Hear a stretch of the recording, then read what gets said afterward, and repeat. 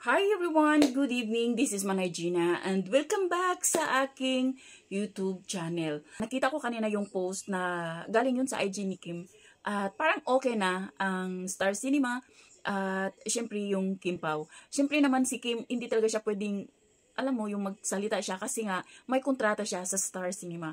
Si Paulo naman kasi is freelance, kaya pwede siyang mag-post, pwede siyang kung anong sabihin niya. Pero at least guys, okay na. Kahit na napaurong, kahit na nagiging March 26, okay na rin. Kaysa naman sa nilagay nila dun sa April. So siguro kasi nakikita nila na pumalag yung Kim Pao fans, kaya parang inurong nila. Hindi talaga sumakto doon sa February 12, pero sige na, okay na din.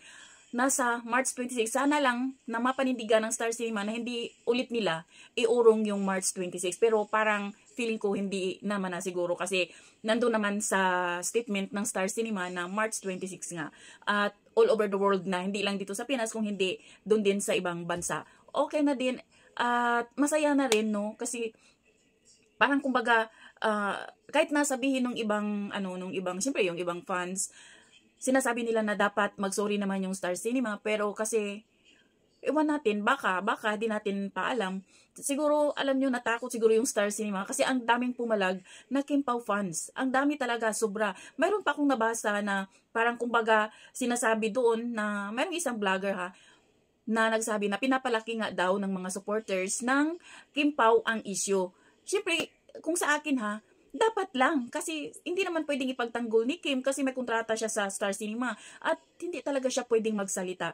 Si Paulo pwede kasi freelance. Sinong mag-iingay? Di tayo. O tingnan mo, kung hindi pa nag-ingay ang Kim Pao fans, sigurado April yun.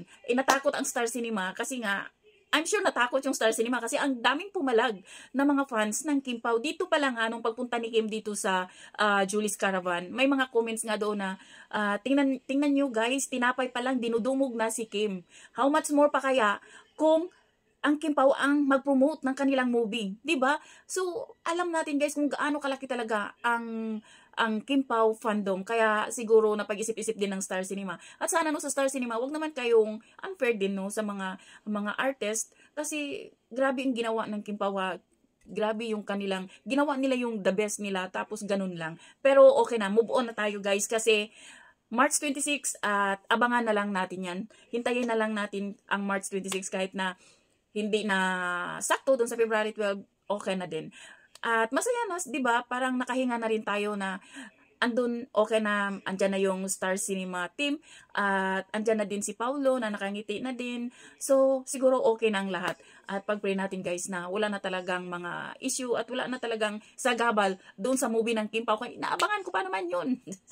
So, yun lang guys. Thank you for watching. Bye. God bless everyone.